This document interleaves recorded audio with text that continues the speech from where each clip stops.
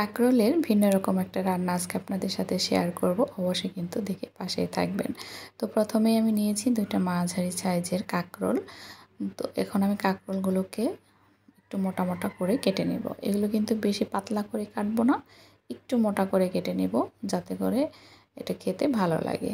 আমি 2টা কাঁকরোলই সুন্দর করে কেটে নিয়েছি। এখন কাঁকরোলের ভিতরে যে বীজের অংশটা আছে সেটা আমি এভাবে চামচ দিয়ে আমি বীজের অংশটাকে বের করে নিচ্ছি।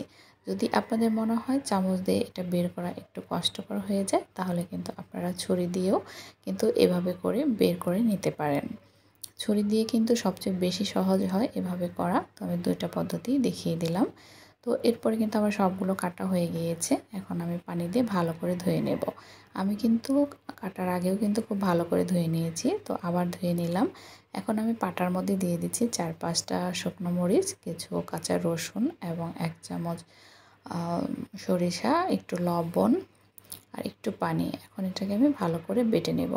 মরিচটা কিন্তু আপনারা আপনাদের পরিমাণ মতো দেবেন। আমি যেহেতু ঝালটা একটু বেশি খাই, এজন্য কিন্তু মরিচটা আমি একটু বেশি দিয়ে দিয়েছি। তো আপনারা আপনাদের পরিমাণ মতো দিতে পারেন।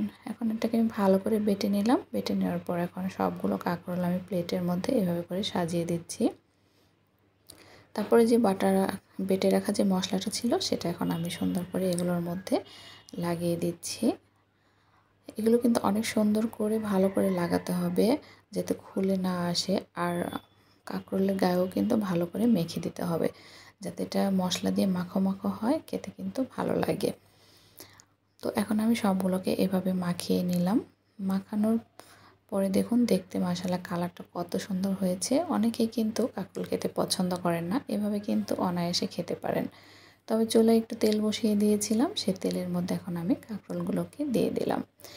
অনেকের কাঁকরোলে কিন্তু গন্ধ আসে, তো আমি এখানে যেহেতু রসুন দিয়েছি, আপনারা এখানে চাইলে ধনিয়া পাতা দিয়েও কিন্তু বেটে নিতে পারেন, তাহলে কিন্তু গন্ধ আসবে না। আর রসুন যেহেতু দিয়েছি আর তেলে ভেজে নিচ্ছি, এটাতে কিন্তু কোনো ধরনের গন্ধ আসবে না, আর এটা কিন্তু খেতে মনেই হবে না যে এটা কাঁকরোল খাচ্ছেন।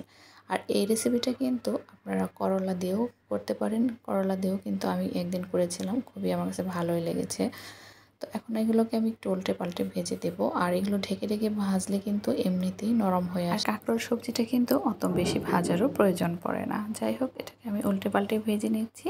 কাঁকরোলের ভিতরে যে আমি মশলাটা দিয়েছি সেই মশলাটা কিন্তু একটু ভাপে হয়েছে ভিতরে, কিন্তু এই ফ্লেভারটা কিন্তু থেকে যাবে। তো এখন আমার এগুলো ভাজা হয়ে গিয়েছে। আমি এখন একটা প্লেটের মধ্যে একটা একটা করে তুলে নিচ্ছি। দেখুন আমার কাঁকরোলের ভিতরে যে মশলাগুলো সেগুলো কিন্তু ভিতরেই রয়ে গেছে। হালকা 2-1টা বের হয়েছে, তো বেশিরভাগ কিন্তু ভিতরেই রয়ে গিয়েছে।